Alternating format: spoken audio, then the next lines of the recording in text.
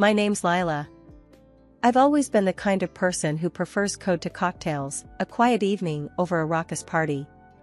But life has a funny way of throwing you into the unexpected. That night at the party, hosted by a friend from college, was supposed to be another routine social gathering. I was already planning my escape route to my cozy apartment and my awaiting laptop when he walked in. David was hard to miss. At 22, he had the kind of energy that filled up a room. With his athlete's build and an easy smile, he was surrounded by admirers the moment he stepped through the door. I tried to keep to my corner, nursing my drink and fiddling with my phone, but fate had other plans. "Hey, you're Lila, right?" His voice cut through the noise, pulling me back from my digital refuge. I looked up to find those intense eyes fixed on me. "Yeah, that's me. And you are?" I asked, even though I already knew the answer. "David Matthews, the rising hockey star everyone seemed to talk about." "David, I've heard a lot about you. You're the genius programmer at Turner Tech, right?" His grin was infectious, and I found myself smiling, despite my initial resolve to remain disinterested. "Genius might be stretching it, but yeah, I work for an IT company," I said, trying to play it cool. David chuckled, pulling up a chair next to me, uninvited but not unwelcome. "So, what brings you to a party where you clearly wish you were anywhere else?" I shrugged, looking around at the bustling room. "Guess I was trying to be social.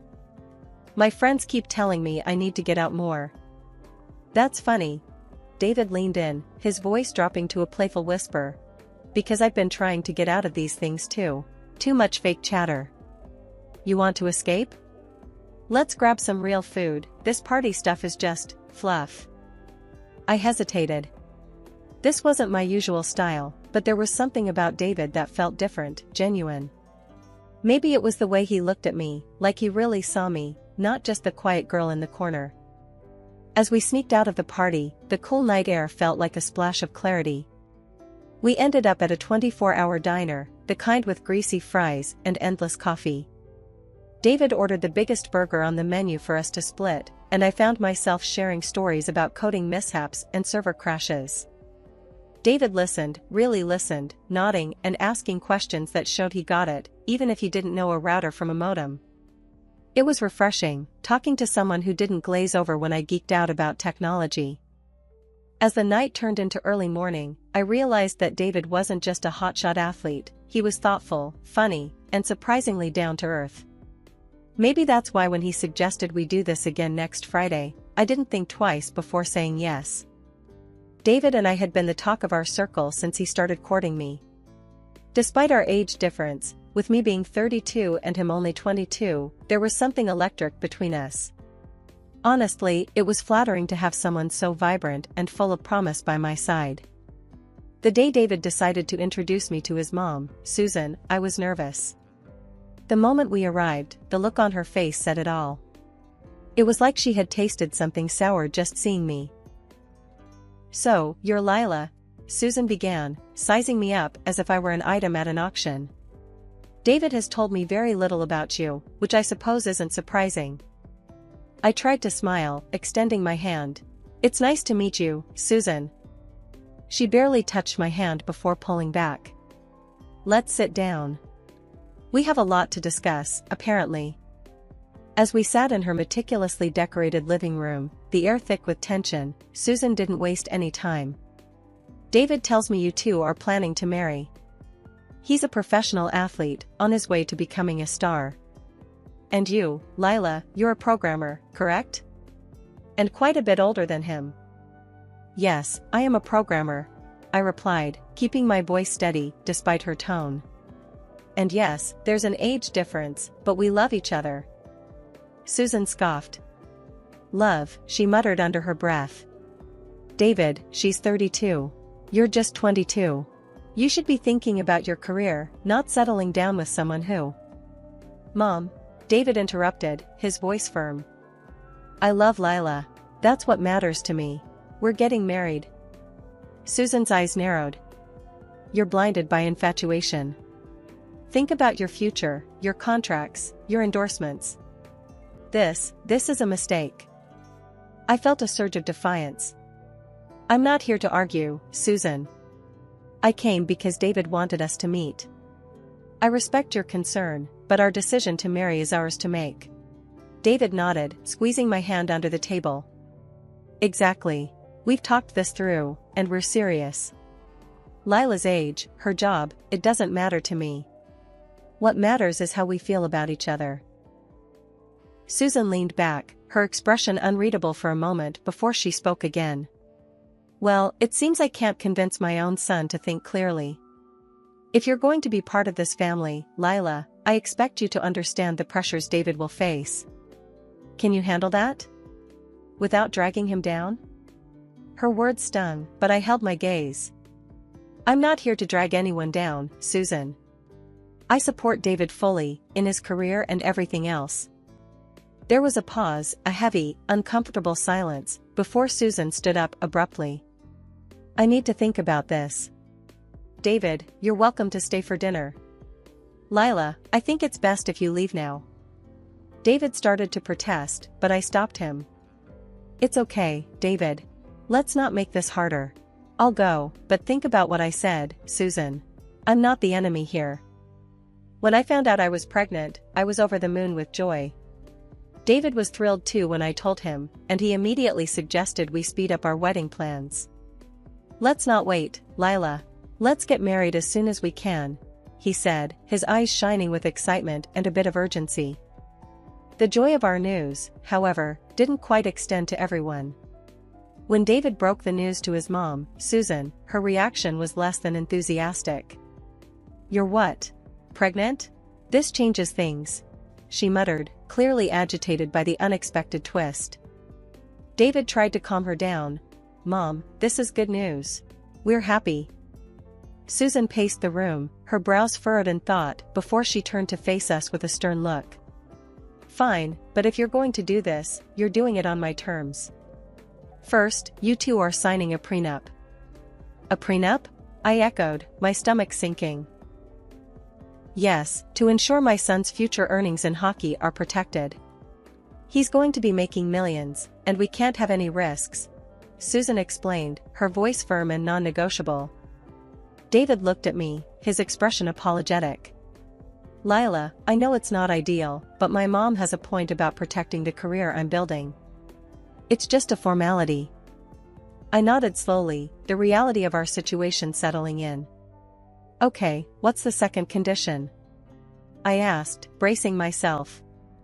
You need to show your commitment to this family, Lila. I want you to handle the initial mortgage payment for your new house, 50% up front. Susan's eyes were locked on mine, challenging me. I was stunned. 50%? That's a lot of money, Susan. David was quick to jump in. Mom, that's too much. Lila, we can figure something out. But I knew what I had to do. I called my dad later that day, explaining the situation and how much I needed. Without a moment's hesitation, he agreed. I'll help you, Lila. It's important you start your married life on stable ground, he said, transferring $200,000 to my account. With the financial and prenuptial conditions met, we moved forward with the wedding plans. The day arrived faster than I had anticipated, filled with a mix of emotions. Our wedding was beautiful, set in a quaint little chapel with flowers everywhere, and our closest friends and family gathered. I walked down the aisle, my heart full of love for David and our future together. My parents looked so proud and happy, their smiles beaming across the room. But there, off to the side, stood Susan with a look that could only be described as sour. Throughout the evening, her displeasure was evident. She wore a tight smile as guests congratulated her, her eyes often darting towards me with undisguised disapproval. Despite her attitude, David and I tried to focus on the positive. We mingled with guests, laughed, danced, and celebrated our union and the little life growing inside me. After the wedding, it didn't take long for life to take a sharp turn into the unexpected. Susan declared she'd be moving in with us, supposedly to help me through the early stages of pregnancy. I wasn't keen on the idea, but to avoid any drama, I reluctantly agreed. Little did I know, this decision would soon transform my home into a battleground where peace was a rare commodity. Within weeks of moving in, Susan had taken over the house. It was subtle at first, a few items moved here and there, some new decorations. But soon, her presence and influence grew stronger, more invasive.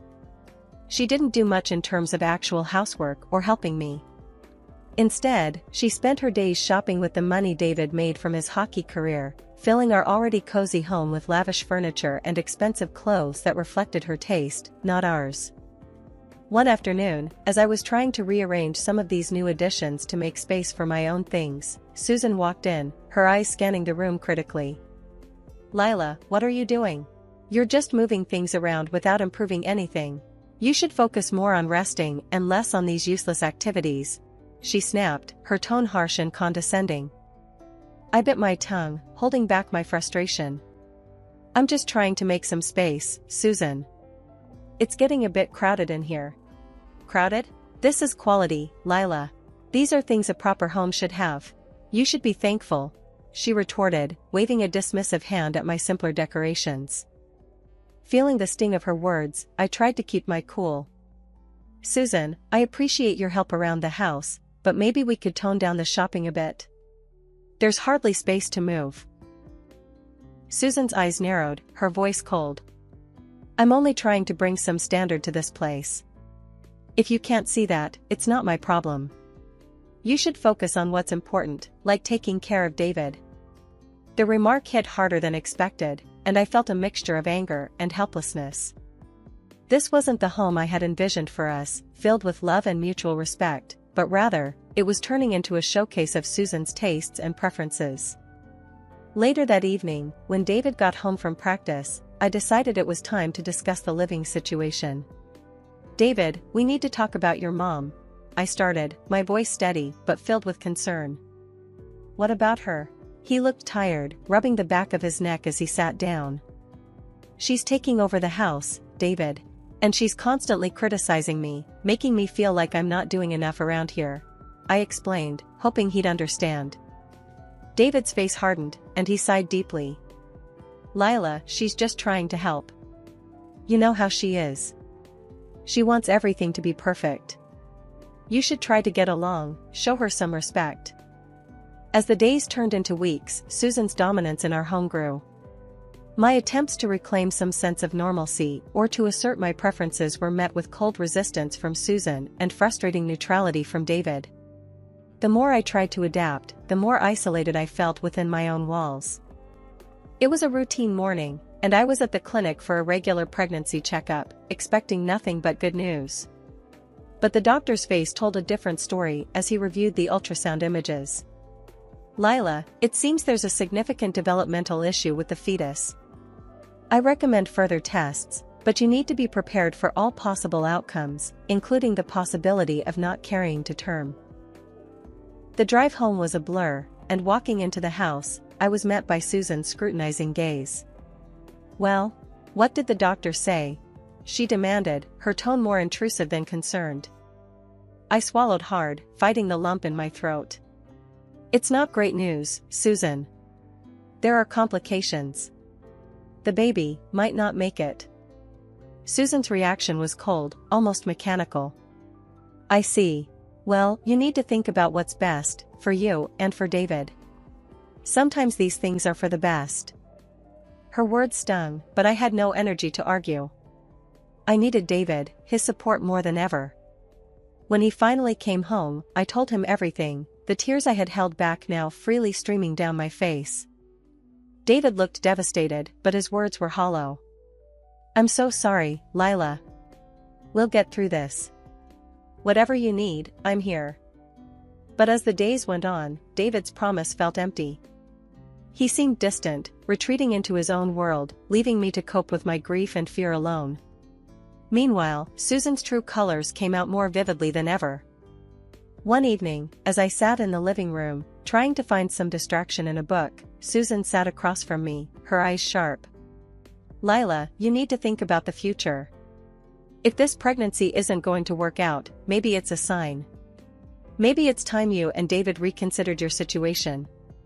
A childless marriage is bound to fail." I couldn't believe what I was hearing. Anger boiled inside me, but before I could respond, David walked in.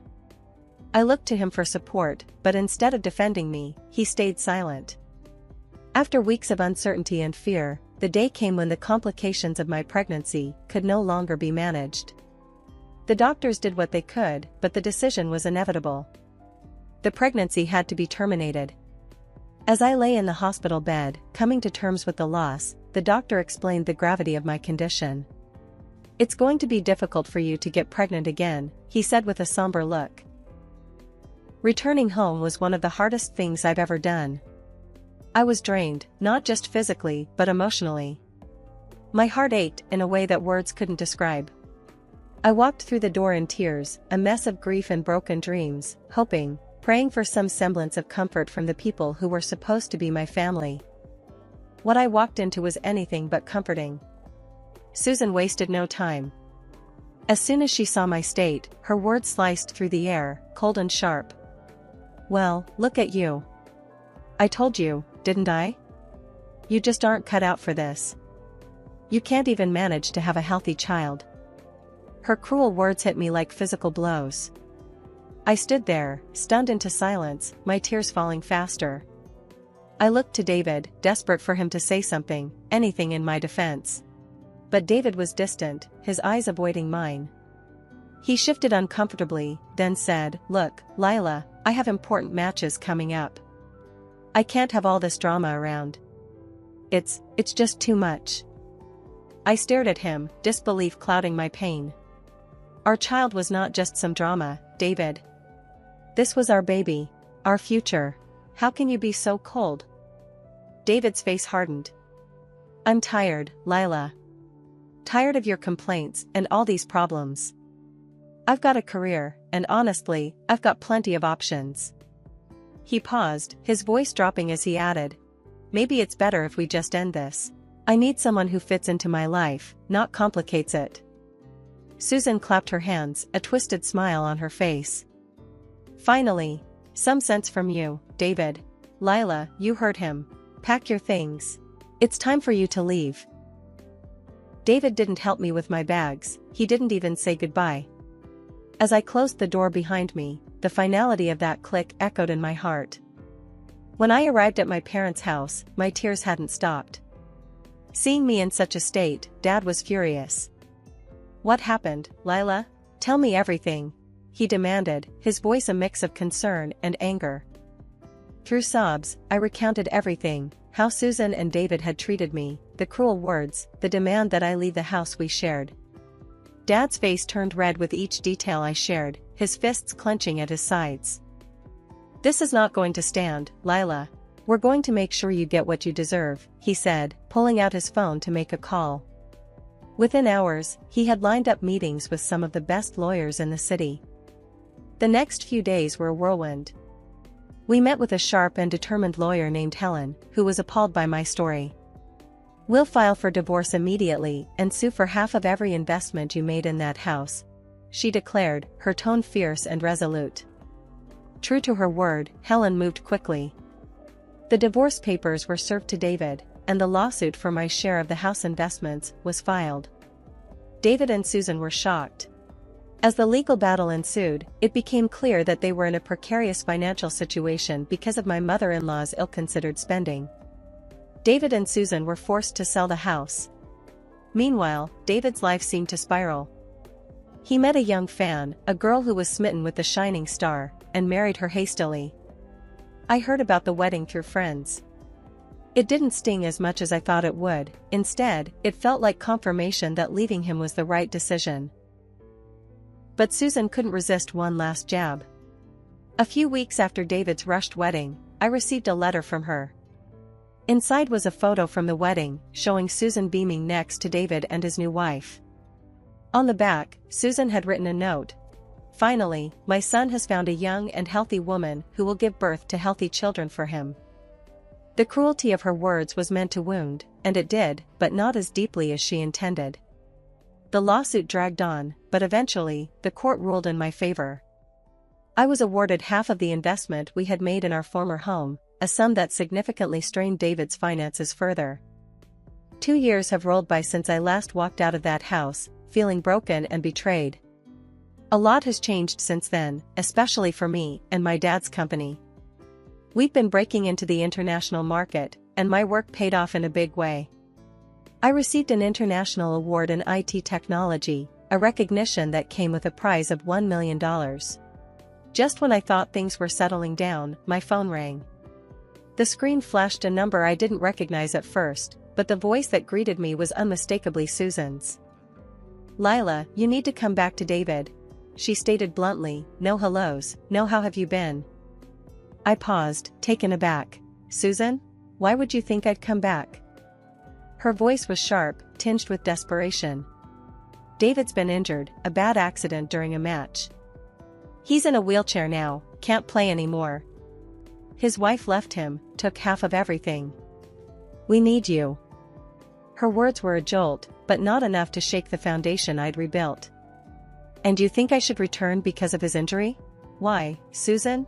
Just because I have money now?" She didn't hesitate. "You're rich now, Lila. You can afford to take care of him. And me. I'm willing to let bygones be bygones. I'll even cook for you and let you have children, imagine that." I couldn't help but laugh, a short, bitter sound. "Susan, do you hear yourself? You want me back as some sort of nursemaid to David and his financial backer to you, just because I won money? It's always about money with you." Susan's voice cracked, angry and sharp. "You owe us, after everything." I shook my head, even though she couldn't see. "I owe you nothing, Susan. I built my life again from scratch, without any help from you or David. You threw me out when I was at my lowest. Why would I ever think of coming back?" There was a silence on the other end, heavy and thick. Then Susan spat out, "You're making a huge mistake, Lila." "I made my mistakes, Susan, but I learned from them. And returning to a life that nearly broke me isn't a mistake I'll make twice," I replied, my voice calm and steady. Hanging up the phone, I felt a surge of freedom. Her words no longer had the power to hurt me. I was truly free, and my life was my own. Looking around my office, filled with awards and the buzzing of computers, I knew I was right where I was meant to be. Later, at home, I poured myself a glass of wine and stepped out onto my balcony, looking out over the city lights. The challenges of the past seemed like distant memories, and the future was bright and full of promise. I had found success and contentment in my work, and I was surrounded by people who valued and respected me. As I sipped my wine, I thought about Susan's call, her voice so filled with anger and desperation. It was clear that in her world, money still dictated worth. But in my world, I measured wealth not by dollars in the bank, but by the happiness and peace I'd fought so hard to achieve. One crisp morning, as I walked into the office, the buzz of the upcoming product launch was palpable. My team, a group of brilliant and driven individuals, greeted me with enthusiastic updates. "Lila, we're almost ready to roll out the new software. Just a few tweaks left," Jenna, one of our lead developers, informed me, her eyes sparkling with excitement. "That's great to hear, Jenna. Make sure those tweaks are solid. We can't afford slips, not with so much riding on this," I replied, my tone both encouraging and firm. Jenna nodded, her demeanor serious. "Absolutely, Lila. We're on it." I received a call from Dad later. His voice was brimming with pride. "Lila, I just wanted to tell you how proud I am of you. Not just for your success at the company, but for how you've handled everything life threw at you." "Thanks, Dad. It means a lot to hear that from you. I couldn't have done it without your support," I responded, feeling a warmth spread through me. "You did the heavy lifting, kiddo. I was just here to offer a hand when you needed it," he said, and we both laughed. That evening, as I walked through the park on my way home, I felt a deep sense of peace. I stopped for a moment, taking in the beauty of the setting sun, the laughter of children playing nearby, and the gentle rustle of leaves in the breeze. It was moments like this that I had once thought were lost to me forever. But here I was, standing strong, the master of my fate once more. I had faced betrayal and loss, fought back against those who sought to bring me down, and emerged not just unscathed but stronger. As I resumed my walk, a plan began to form in my mind. I wanted to use my experiences to help others who might be facing their own battles. Perhaps a foundation, something that could offer support and strength to those in need.